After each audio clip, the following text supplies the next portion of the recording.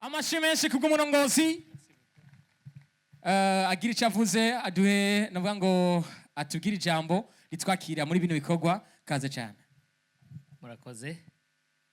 Tugire amahoro, tugire Kristo, Yesu ahabwe icubahiro. Reka ndabasabe imbere yuko tugira icyo dukoze munyemerere tumudugirize ibiganza byacu umwami wacu yatugiriye neza, akaduha amagara meza, akaduha amahoro, akaduha umutekano, akaduha kuba muri kino kibanza kandi duhesha icubahiro izina ryiwe. Rero ndi niteka ntangere umurongozi w'inganji kubw'izina y'iryo shirahamwe yo kubaha ikaze muri kino kibanza, na cyane cyane mpereye ku mwami w'abami we aganje ibihe byose. Ibintu byose birahinduka, ibintu byose birahindagurika, ubwami bwose buzovaho, ariko hariho umwami yama ari ku ngoma igihe cyose, nawe ni Kristo Yesu, yama aganje ibihe byose. Iyo mbabona gukoma amashi menshi cyane ko turi mu bwami budahinduka, butarindira amatora kugira ngo ufate ikibanza, ariko n'ubwami bwamyeho buriho kandi buzokwamaho ibihe byose. Rero icubahiro kibiciwe kubona duteye iteka ryo kuba muri kino kibanza.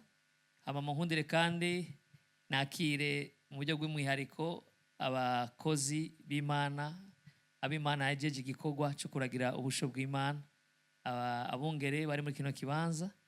Ndabasabe naho twabasabye kenshi muhaguruke, ariko ndabagore kandi musubire kandi mu zubahiro byanyu muhaguruke kugira ngo tubahe ikaze mu buryo bw'umwihariko. Sabe abungere nabonye abatari bake baduteye iteka ryo kuba muri kino kibanza. Imana ibahe umugisha.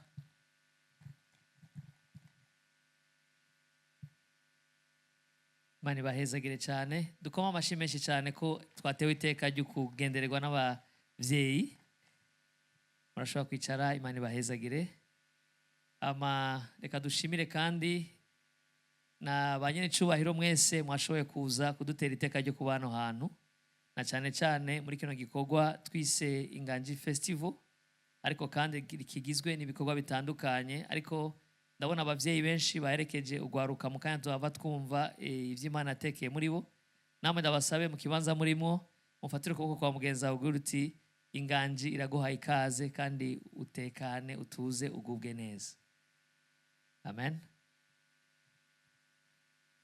Munyemere kandi mekaze abartiste bari mu madomene atatu: art plastique, musique na cinématographie. Mwenda abagore muhaguruke kugira ngo namwe tubabone, tubanezererwe. Abartiste tugendanye igihe cy'amezi atari munsi y'abiri, turi mu rugendo, bari benshi cyane bashika 40, ariko aba bayabahizi ni babandi Gideon yasigarana 300 muri babandi 10,000 yari yatoye. Rero uno munsi baraza kudushikiriza ibikorwa bidasanzwe Imana ashize muri bo kubw'icubahiro c'Imana. Namwe turabaha ikaze, mwikomera amashi. Amasabe ni shengero ryose tubakomera amashi. Ariko kandi sinareka guha kaze banya'icubahiro bari hari inyuma bashoboye kuzana ibikorwa bitandukanye, abartiste n'abandi bafise ibikorwa bitandukanye Imana yabahaye kuvumbura no gukora mu buryo butasinzi ko mwaciye hari inyuma mwese. Nabonye ibintu byinshi biryoshe. Umwe niwe yambwiye ngo hari akantu mfise k'abantu bafise agashapo ngendanwa, ushaka ko ako gashapo tugakorera ko tukagira neza, turaza kubagira neza. Rero nibaza ko ndaza kuba umukiriya wa mbere. Urabona ko ngaha bitoroshe cyane, habuze gato ngo mbe musenyeri. Kagashapo k'abasenyeri murakazi. Rero numvise ko hari inyuma hari umuti, kandi uri kurabira urabona ko ari abantu Imana yahaye ubwenge mu buryo kama, ari ivy'Imana iriko iratanga hagati muri twebwe. Nabo turabaha ikaze tubashimira kuzana ibikorwa byabo muri Peace Expo. Hari n'abandi bagize ibicapo hariya kuri rya teme batubwiye, paix, réconciliation, deux faces d'une même médaille pour un avenir meilleur. Imana ibahezagire kubona bakoze ibikorwa byiza. Ni bande baryoherewe ibikorwa twabonye hari ibikorwa mvabwenge. Imana ibahezagire cyane. Hama ndabamenyesha ko niwagishima ukifuza ko kiba muri sari wawe,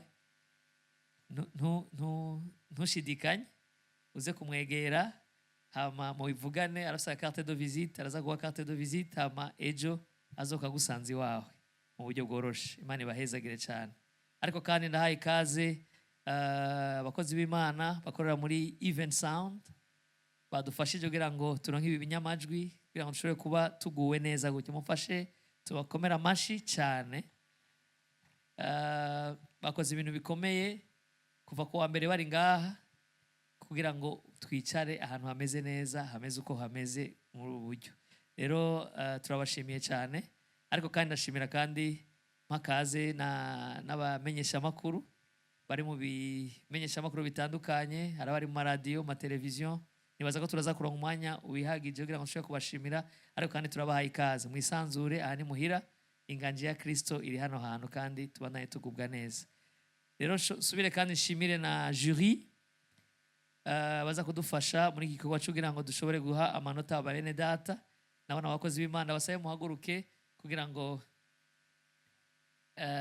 abashitsi bacu biteka bababone naho namwe muri abiteka hama mubabwire ko muza gutanga amanota neza. Niho bagende babakota namwe muvuga ngo mwarenganije. Ndashimira Pastor Fabrice umu-artiste wa kera kandi akirimwo. Ndashimira kandi na Patience nawe n'umu-artiste akorera behind the scene mu gufasha aba-artiste mu buryo budasanzwe cyane cyane muri domaine cinématographique. Ariko ndashimira kandi na Irlich aussi umu-artiste presque ma sphère yose, ma domaine yose. Art plastique ariyo, graphic design ariyo, kuririmba ariyo, cinématographe ariyo, ibintu byose arimo. Rero Imana imuhezagire. Reka ndabasabe tubakomera amashi abakozi b'Imana kugira ngo baze gutegwa intege kubikora neza mu buryo bukomeye. Rero munyemerere mu buryo bw'umwihariko tubahe ikaze mwese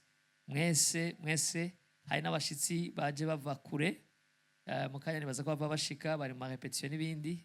Hari umukozi w'Imana Ruben Kigame, Dr. Ruben Kigame ava muri Kenya. Nibaza ko mu kanya bashika hano n'ahatarashika nawe tumuha ikaze. Turashimira duha kaze kandi na Rehema Simfukwe bose bamaze gushika ava muri Tanzania. Ariko kandi turashimira na Papi Clever hamwe na Dorcas nabo vuba cyane bazaba badushikiriye. Ndongera kandi mpakaze na igihugu nibagiye niki RDC Pasteur Eric Kionga nawe mukanya azoba yashitse yaramaze gushika muri kino gihugu mugabo mukanya naza gushikira hano hantu. Iyi festival iraryoshe cyane, irimo multicolore, irimo amakurere menshi mu buryo budasanzwe. Tuzohimbagwa, tuzonezegwa na cyane cyane tuzoninahaza Imana birenze uko twigeze kubikora kuko niyo ntango y'impano zose. Rero sinabo gusa, hariho n'abarundi bene wacu bamwe bari mu gihugu abandi batari mu gihugu. Christian iri imbere tuba turi kumwe, Maya nawe tuba turi kumwe, hama na Bienvenue. Ndashimana yari na Mucokoje Apotre navuga ati iyo mbuze Paulo cyandondera Timotheo hafi. Rero umukozi w'Imana Bienvenue asanzwe ariko araregwa arafashwa na Apotre Apollinaire nawe tuba turi kumwe. Umukozi w'Imana asizwe amavuta. Siwe gusa hariho na Dorothée. Murumva ko bizaba biryoshye cyane. Rero iyi festival irimo diversité, irimo ubuzima bw'Imana, irimo kubona uburyo butandukanye Imana igiye kudukorera mu buryo bwagutse. Rero ndanabamenyesha ko iyi Peace Expo irabandanya no ku munsi w'ejo. Uno munsi wari umunsi gusa wa ouverture, ariko kandi ejo turabandanya. Aha ntihazoba hameze uko hameze. Ntuzutinye kuzana umwana, ntuzutinye kuzana abana. Aha bizoba byahindutse biryoshye cyane, bimeze neza. Ariko kandi mwabonye utuntu twiza turi hariya. No munsi ntiwaje ingodo yuzuye, ntabyo wari witeguriye. Ariko ejo tuba turi ngaha kuva saa 2 gushika saa ngapi ga Blandine? Gushika 20h turi ngaha tukurindiriye kugira ngo bigende neza. Izo bari ibintu biryoshe muri Peace Expo kugira ngo turushizeho kugubwa neza muri amahoro arutuko bamenywa n'umuntu wese Kristo yaduhaye. Ariko kandi turafise na Inganji Gospel Award. Uno munsi niho final mu kanya gato Blandine naza kubivuga mu buryo bwagutse. Ariko ndanabatumirira mu gikorwa kidasanzwe kizoba ku munsi w'Imana. Ku munsi w'Imana Imana yadukomenisi tubwira ngo ndakeneye ko mubana nanje amasaha 12. Gira mugenza uti 12 hours in God's presence. Ngira mugenzi wawe uti 12 hours in God's presence. Nabivuze mu cyongereza kumbure icyongereza ari ururimi ruca ruremera. Mumbwire uti amasaha 12 mu bwiza bw'Imana. Uvuga ko wa Mungu itariki 7 tuza turi muri Vivante kuva 18h gushika 6h du matin. Rero ndatumira umuntu wese ari muri kino kibanza kugira ngo azoze tuboregwe muhemu yera tuboregwe muri ubwo bwiza bw'Imana. N'ibindi bikorwa byinshi bizokurikira inyuma nibaza ko bava bafata akanya kugira ngo babitubwire ariko ndabahaye ikaze ku izina ry'Inganji Association des Artistes Chrétiens du Burundi mu buryo bw'umwihariko ndabahaye ikaze mwese mwisanzure mugubwe neza icyo mubona tutakoze neza murarekuriye kukitubwire kwidukosora kugira ngo ejo bizogende neza cyane rero nimba ntabarambiye cyane reka ndabasabe mu nkomera amashi ariko cyane cyane mushima Imana iduha impwemu zo kuvuga menshi mbwa tutarambiye abantu murakoze cyane Yesu abamezagirire makofi na vigelegele kwa Yesu. Imana ishimwe ku mazina nitwa Gakuru Keza Sidrolin sengera muri Église de la Paix de Jésus Christ dans le monde.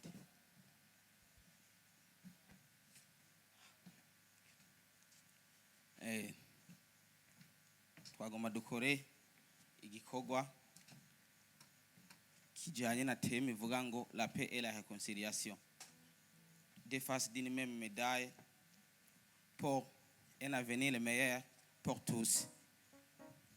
Iyo turiko tuvuga amahoro n'umwuzuzo twisunze ijambo ry'Imana, Imana itubwira ko hahigwa abaharanira amahoro bakayahesha abandi kuko aribo bazitwa abana b'Imana. Imana ishimwe.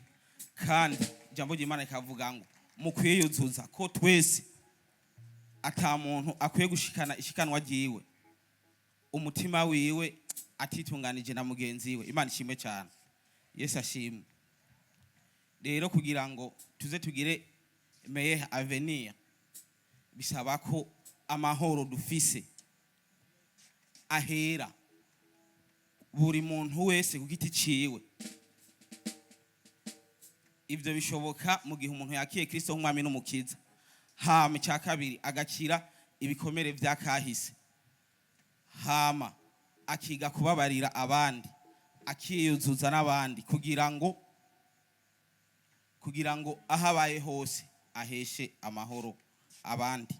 Kuko bitagenze uko ijambo ry'Imana nimba ritubwira twebwe artiste ngo hahigwa abanguranya ngo niba zitwa abana b'Imana. Ushobora kubanguranya wewe nawe mu gihe udafise amahoro canke wiyujuje n'abandi. Imana ishimwe cyane. Ntibikunda.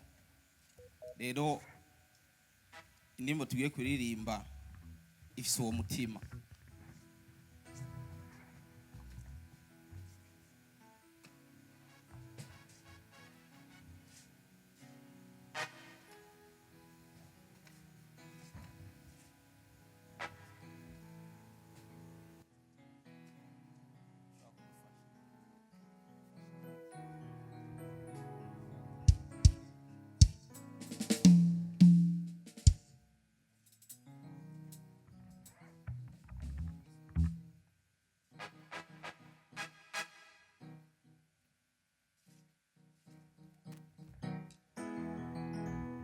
Haleluya.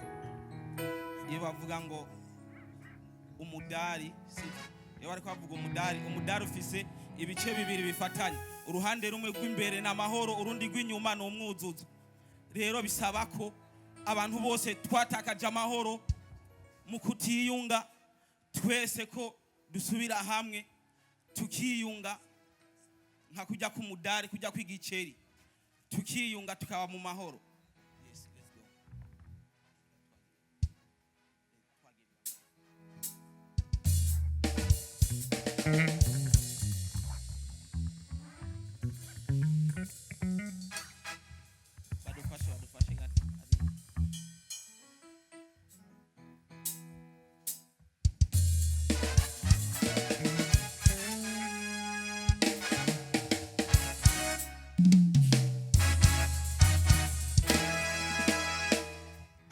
Amahoro n'umwuzuzo bihera mu mutima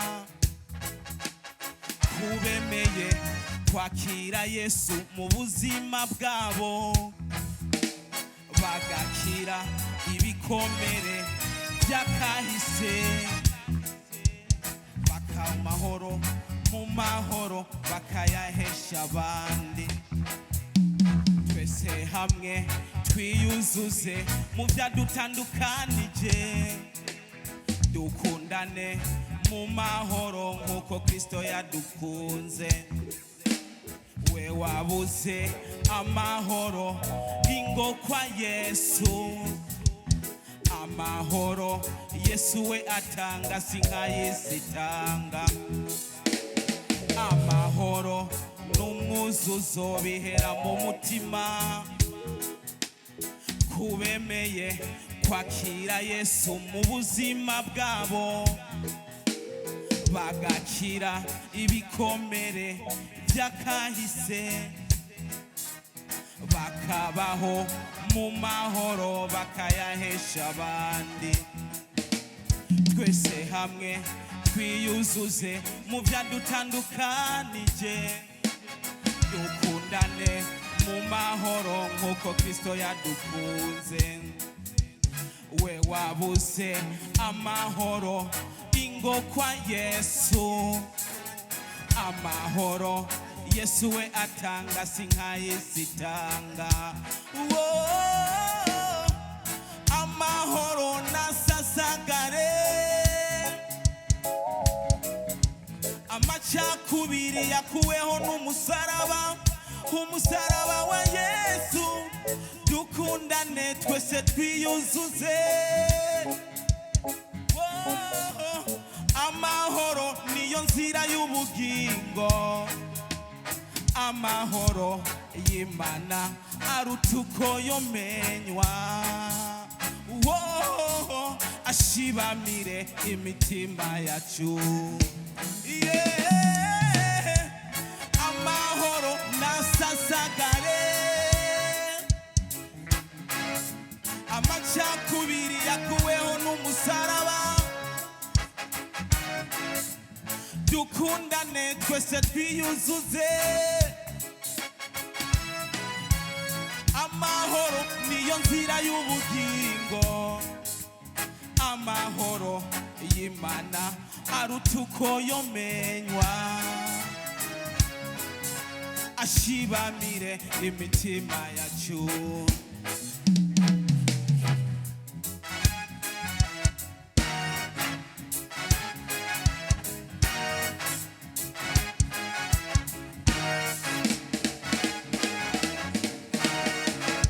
abafise ibikomere by'akahise biyunge nk'impande zibiri z'igiceri kimwe babe mu mahoro abafise amacakubiri mu mitima biyunge nk'impande zibiri z'igiceri kimwe babe mu mahoro abanyazwa amahoro n'umugwanizi biyunge nk'impande zibiri z'igiceri kimwe babe mu mahoro abanyazwa urukundo n'umugwanizi biyunge nk'impande zibiri z'igiceri kimwe babe mu mahoro abapfa amatongo bangwe biyunge nk'impande zibiri z'igiceri kimwe babe mu mahoro abapfa iby'amoko bangwe biyunge nk'impande zibiri z'igiceri kimwe babe mu mahoro abapfa iby'amadini bangwe biyunge nk'impande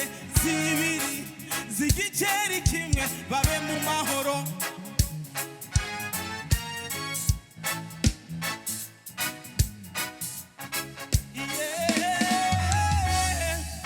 amahoro nasasagare amacakubiri yakuweho n'umusaraba dukundane twese twiyuzuze amahoro niyo nzira y'ubugingo amahoro y'Imana aruta uko yomenywa ashibamire imitima yacu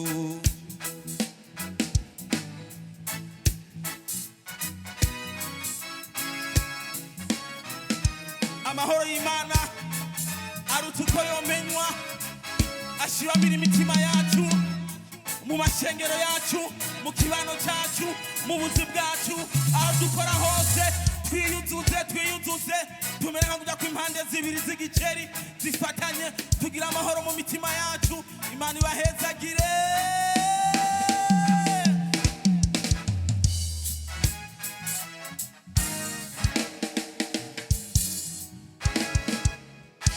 amashi menshi amashi menshi kwa Sidrolin menshi cyane mwongera amashi menshi cyane wow Sidrolin ça va ça va jewe iyo ndirimbo nayo muri demi-finale novuga yuko impanuro twagutekereye warazigendeye warashoboye kwameliora message yawe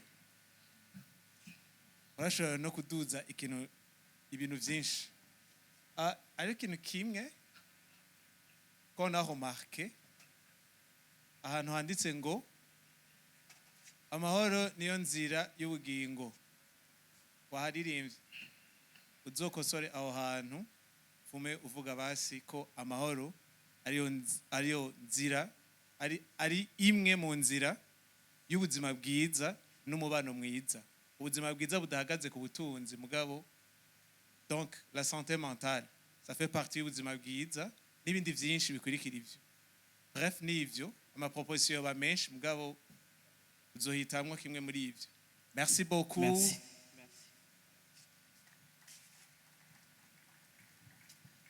Attends.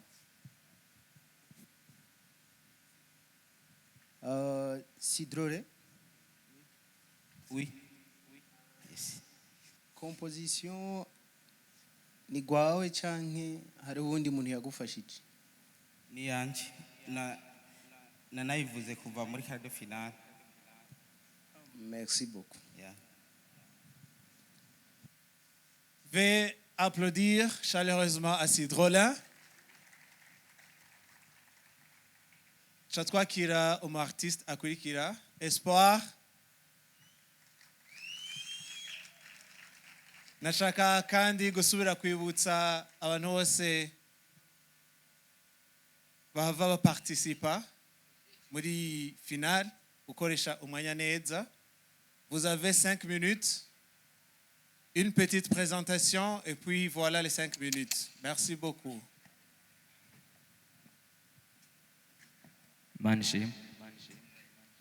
Manishime kandi nanje ku mazina ni Espoir Mlengera Ntwati abasanzwe sengera mishenga irembo ry'intama Église Porte de Brebis nkaba ngiye kuririmba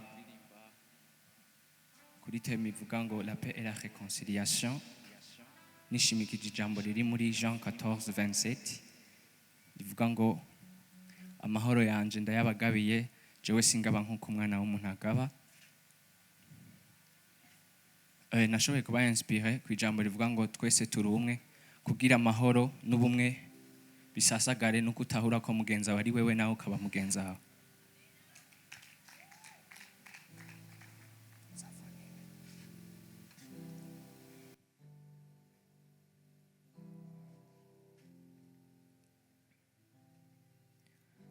Twese turi umwe. Twese turi umwe. Twese turi umwe.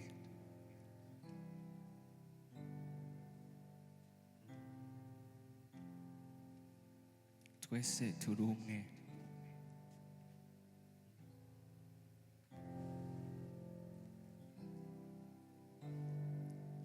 Amahoro, ugushira hamwe ndetse n'ubumwe byose ni bimwe.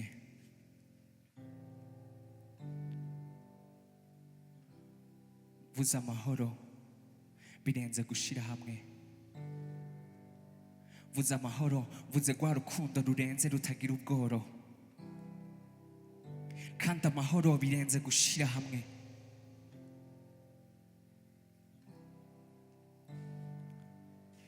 Amahoro, ubumwe byose ni bimwe. kandi kurya umwana n'urugobyi bidatandukana byose ni kimwe mu majambo make byose ni bimwe ahari kimwe hari ikindi byose ni bimwe ibidutandukanya ntitureke ngo bidutanye ngo duhe akaryo ibyakahise bitugwanye ahubwo dusenyere ku mugozi umwe ibitugwanya tubigwanye maze amahoro arame twese turi umwe twese turi umwe Imana ntiyaremye abantu babiri yaremye umuntu umwe mu ishusho yayo twese turi umwe mugenza we si uwawe n'uwa twese twese turasa turagwara turasaza turapfa ibyabera abirabura tubishingiye ko ntaho vyotugeza ahubwo tugwanira amahoro n'ubumwe mugenza we ntumureke ngo abe inyakamwe ngo nuko mudasa ngo mutize amashuri amwe ejo h'umuntu ntawuhazi umunyantege nk'uno munsi ejo niwe munyenkomezi ugize umwansi ejo ashobora kuba uwawe w'ikimazi mukunde umukundisha abandi anyotewe umuha amazi kuko ikibazo cy'uno munsi ejo gishobora kuba gwawe ntawe ubizi mukunde nk'uko Imana yadukunze iduha umwana wayo ngo adupfire ku musaraba nk'ikimazi ukwiye kuba itara rimurikira abandi mu gutsimbataza amahoro n'ubumwe kuko turi umunyu w'isi hari abazohinduka barabiye kukuri maze nabo bahindura igihugu bahindura isi bahindure n'abandi maze tube mu mahoro tube mu gihugu cuzuye ama opportunité kitagira intambara no kwinubana ahubwo cuzuye amahoro no kuzuzanya n'Imana ubwayo yavuze ngo ndabahaye amahoro yanje jewe singaba nk'uko umwana w'umuntu agaba bisigura ngo amahoro arahari ahubwo bisaba kuyagwanira mu gutanga imbabazi mu kwibagira ibyakahise mu gukundana hagati yacu kanatsinda ngo ahari amahoro umuhoro uramwe nivugira j'espère bien. Wow, wow, wow, wow, wow.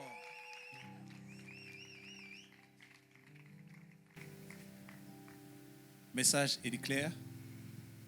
Ariko ikintu ndiko ndakunda ko muri babiri na Sidrone yagikoze kuntu muriko murashiraho les versets bibliques hamwe n'ikirere kinini cagutse c'amahoro c'implique hamwe ibintu vyinshi. Félicitations à vous deux. On avait corrigé ça, et vous avez amélioré vraiment. Alors, courage à vous. Merci. Espoir. Oui. Tuvuze silabe tukavuga na muziki woshobora kubitandukanya ashobora gusubiramo sinawe neza silabe na muziki woshobora kubitandukanya navuga muziki ndagitahura kome nka melody inzira ushobora gufata mu kuririmba genre inzira ushobora kugenderamo reka noroshe ikibazo icyo uhejeje gupresenta bacita gute Islam urakoze ariko reka nongere ko uzohora uvuga syllabe chante Syllabe chante. Merci. Veuillez acclamer très fort à Monsieur Espoir. Merci beaucoup, Monsieur Espoir. Tugira twakira abandi ni Estela na Darlene. Hallelujah. Amen. Hallelujah. Amen. Aho turi kumwe tugire gutya. Abaryohewe n'uyu munsi tugire gutya. Amen. Amen. Hama ku mazina yanjye nitwa Estela Akimana. Ku mazina yanjye nitwa Ishimwe Darlene. tukaba dusengera kuri Cathedrale Sainte Trinité aho mu Rohero gato, hama tukaba turi abaririmbyi mpimbazamana. Ego.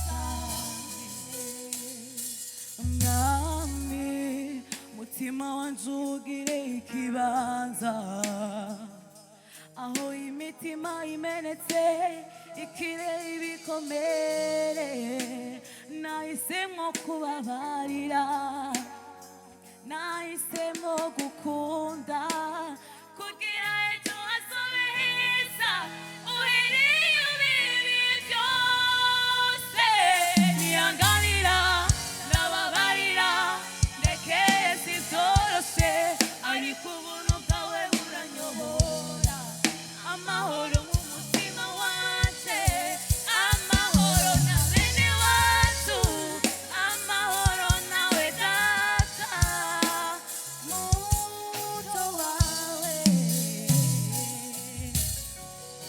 sindondera amahoro y'uburyarya cyangwa gusubiza mwe kudashitse umbera umuco mu mwijima ijimi nategeka rigahuriza hamwe amahoro no gusubiza hamwe n'impande zibiri ikintu kimwe umindura umwubatsi w'amahoro umuriza uruzitiro amahoro no gusubiza hamwe n'impande zibiri ikintu kimwe umindura umwubatsi w'amahoro umuriza uruzitiro amahoro no gusubiza hamwe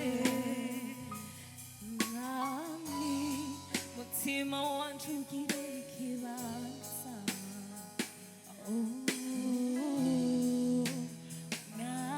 mwami Wow.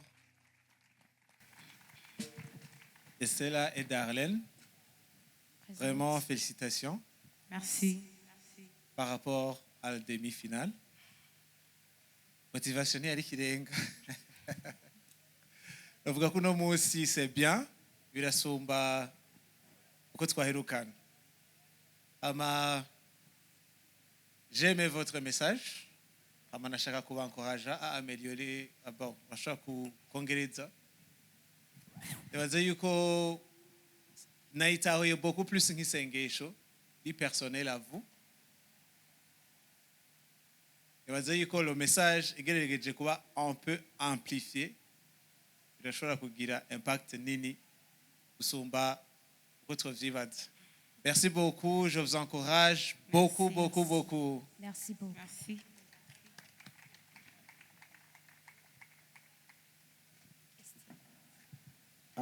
Estera na Darlene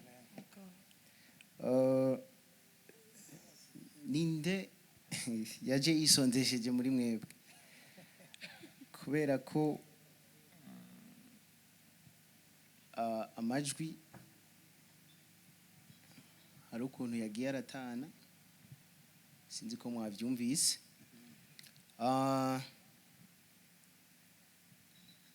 aho no kuhakosora ikindi gihe hama message yari nziza kandi na motivation yari nziza ikindi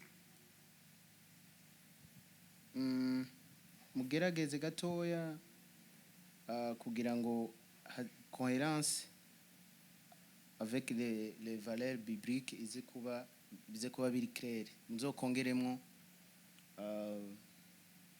sinzi ko mwakurikiranye abambere uko bagiye barabikora nibaza ko namwe muzobigira hama ndabankuraje gose bacari bato kandi imbere ni heza cyane amashi meza kuri aba bigeme beza.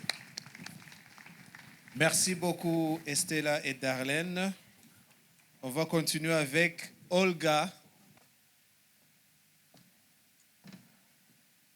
Hallelujah. Hallelujah. Yesu ashimwe cyane. Ndabaramukije mu izina rya Yesu. Amazina yitwa Iradukunda Vani Olga Patience. Ndumuririmbyi mpimbaza-Imana nkakorera cyane mu ishengero Anglican muri Saint Mark mu Ngagara. Ndirimbo ngiye kuririmba mu kuyandika nishimikije verset biblique iri muri Yohana igice cya 13 umurongo wa 35 avuga ngo nitwagiranira urukundo niho bose bazomenya ko turabigishwa b'Imana. Haleluya. Ico ije kwigisha no guhimiriza nuko dukwiye kubana neza n'abandi ugiriranira urukundo n'uwo muri kumwe abuzi n'abutazi kugira ngo haganze urwo rukundo haganze amahoro bitume haboneka Kristo muri byose mu byo dukora mu kubaho kwacu. Yesu abayezagire.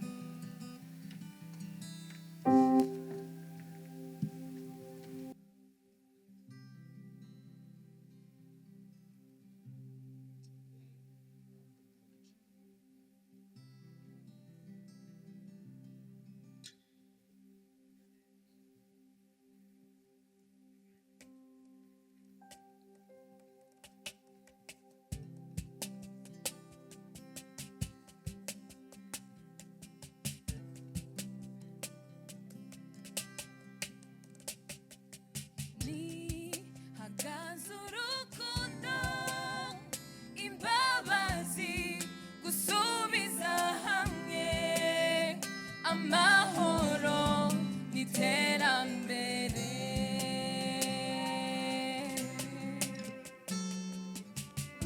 shaka kudugiriza ibiganza mwami wawe haganze urukundo haganze imbabazi haganze amahoro haganze gusubiza hamwe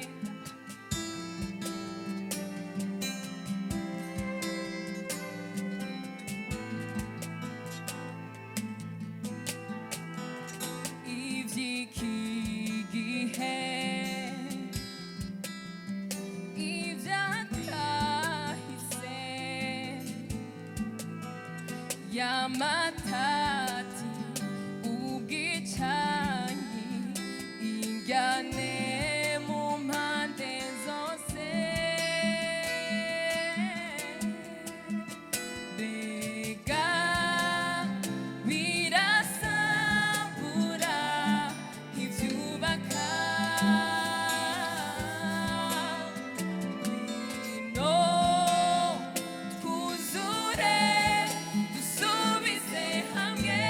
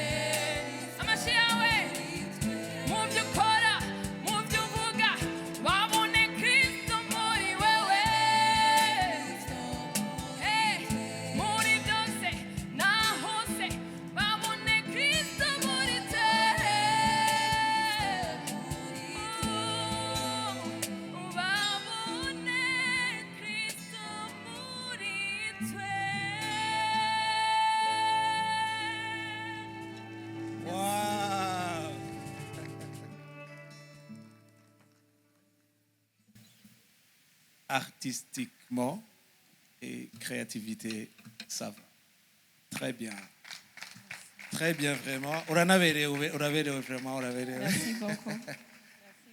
Abantu batamvye courage, merci beaucoup. Gicapo ciza. Umuziki, ça va. Message, oui, c'est bon, simple. Kandi iravuga. Ibaza yuko il y a une partie à amplifier. Surtout ku bijanye n'ukuntu abantu bohuza. Ego ni mu Kristo muri twege, mugabo turakeneye beaucoup plus de détails gatoyi muri yo ndirimbo. Zikei. Ego, peut-être après, uraza kutwegera, on va t'en parler. Merci beaucoup. Merci à vous. Sins, patience. Pasteur, ça va? Ok, ça va. Ça va. On vous encourage fort. Ok, attends un peu. Ubu, Sally, Salut. umeze neza? Cyane gose. Ya, bivanye n'icyo wakoze muri demi finale, ubu tia evolué. Oui. Ya, wakoze neza, waririmbye neza. Merci beaucoup. Kandi nakunze nabo batamvi bawe. Umuntu atumva arashaka no kubonesha amaso. Ya, wakoze neza, ni creativity nziza kweli. Merci beaucoup. Ok, courage.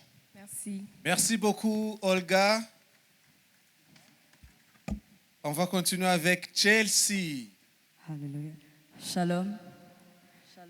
Mumeze neza. Ku mazina nitwa Chelsea Katihabwa. Nkaba nsengera muri Église Guérison des âmes. Ndashimiye Imana kuba hano. Muri ino thème baduhaye la paix et la réconciliation.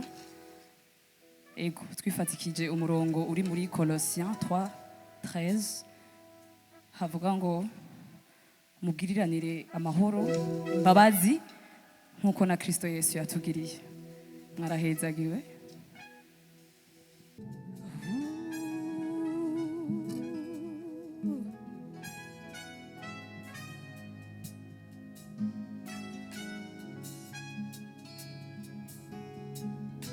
Amashi yacu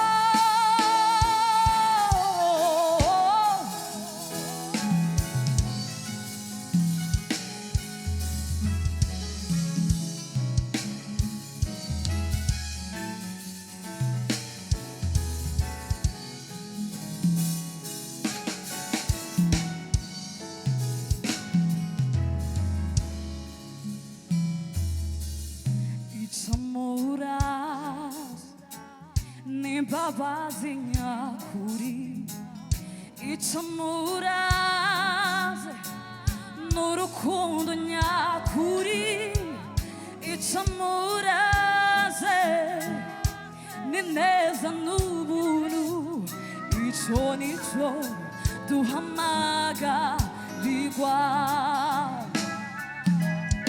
icamuraze n'imbabazi nyakuri icamuraze n'urukundo nyakuri icamuraze ni neza n'ubuntu ico nico duhamagarirwa ikirenge mu ciwe niho bose bazomenya ko turi abiwe ibidukwiye twega abana biwe ni kugiriranira urukundo muko yatugiriye ni kugiriranira imbabazi izo yatugiriye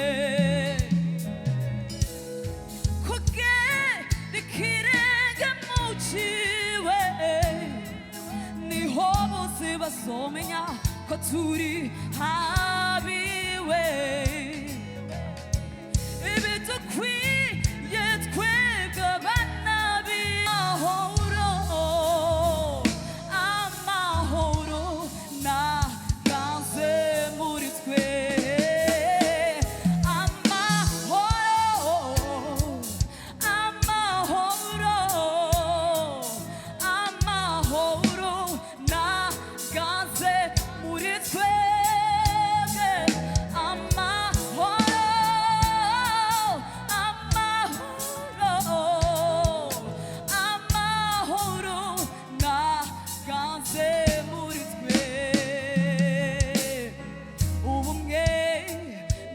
n'urukundo ukubana nyakubana bigaragaza Kristo muri twe umwe n'urukundo ukubana nyakubana bigaragaza Kristo muri twe ubumwe n'urukundo ukubana nyakubana bigaragaza Kristo muri twe ubumwe n'urukundo ukubana nyakubana bigaragaza Kristo muri twe ubumwe n'urukundo ukubana nyakubana bigaragaza Kristo muri twe ubumwe n'urukundo ukubana nyakubana bigaragaza Kristo muri twe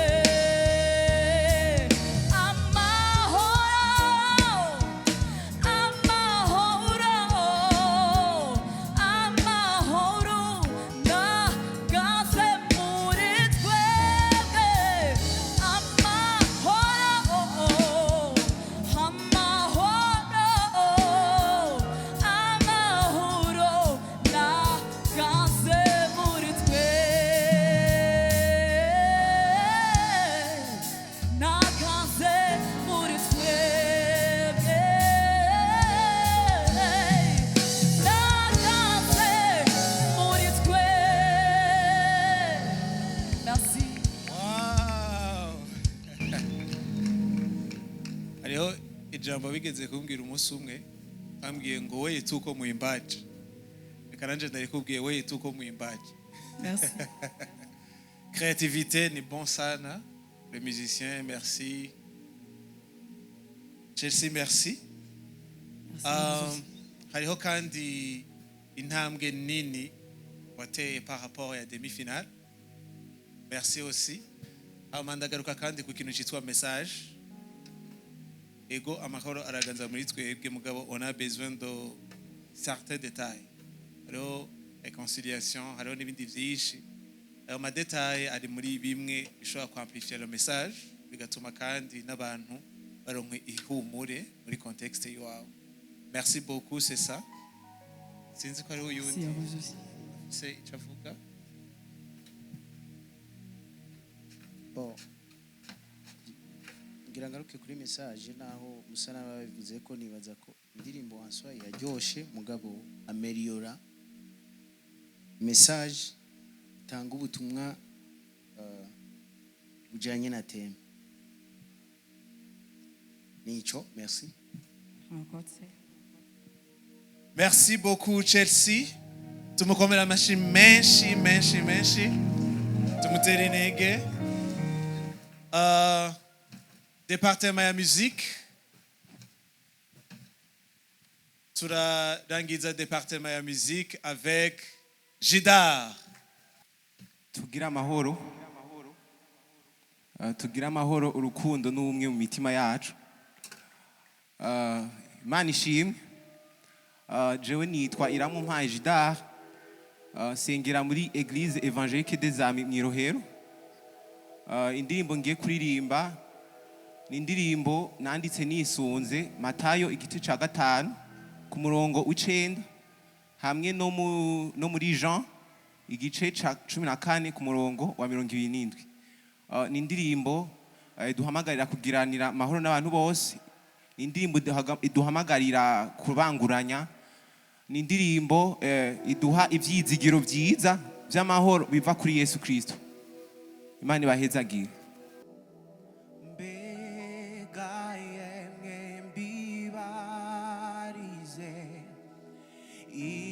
ikintu kimwe ivyerekeye urukundo bimeze gute ahiwanyu ko mbona atanumwe anezwe mugenziwe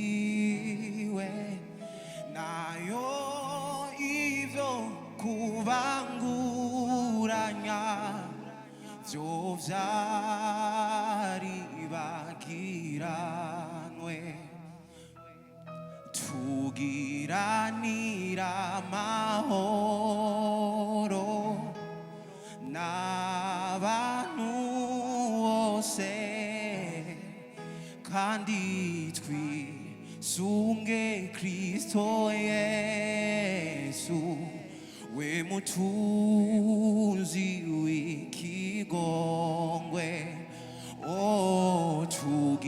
tugiranira mahoro n'abantu bose kandi twisunge Kristo Yesu we mutunzi w'ikigongwe.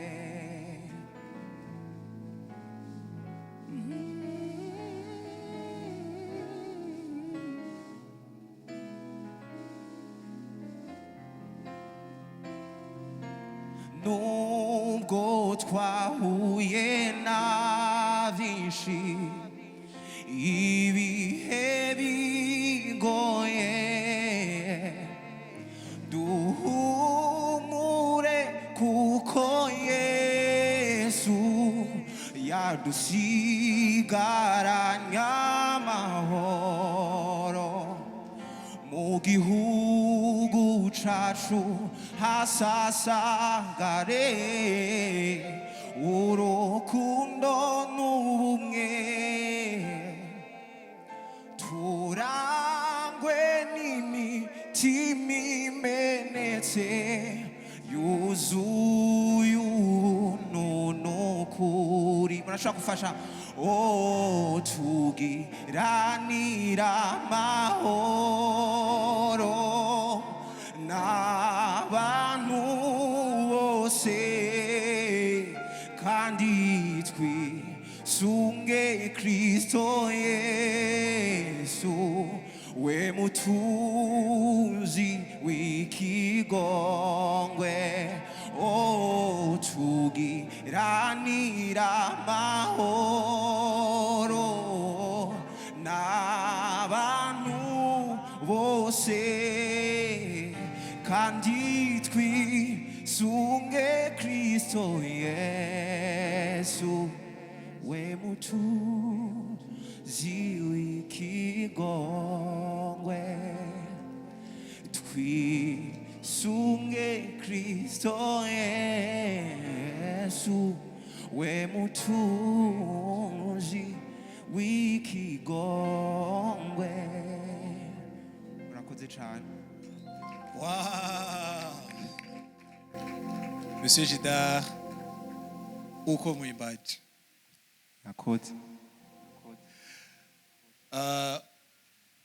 Merci pour le message. C'est clair. Ma twist des concepts bibliques, ça va. Techniquement, uko mwimbaji. Merci.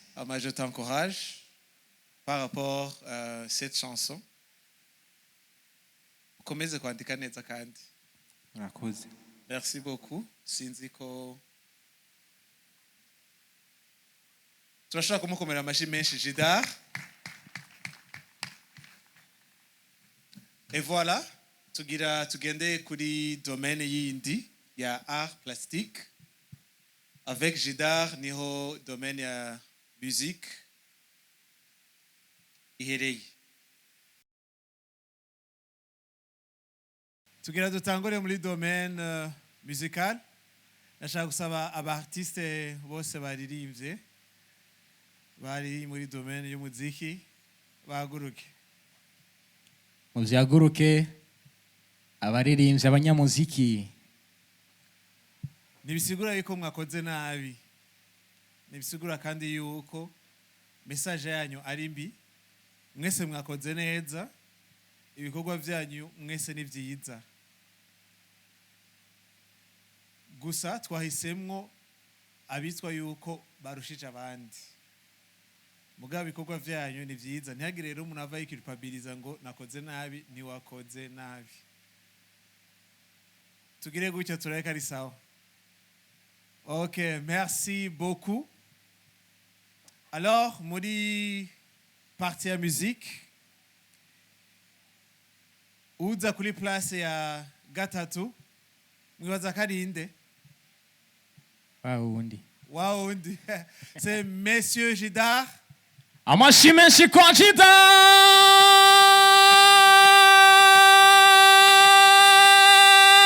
nyaruka ndarushe. La deuxième place ikibanza cha kabiri mwibaza kari waundi c'est Monsieur Espoir. Amashi menshi kwa Espoir. Ndarushe Espoir. Mukama amashi kandi twakira Espoir mu kibanza cha kabiri muri musique. Félicitations Espoir. Félicitations encore.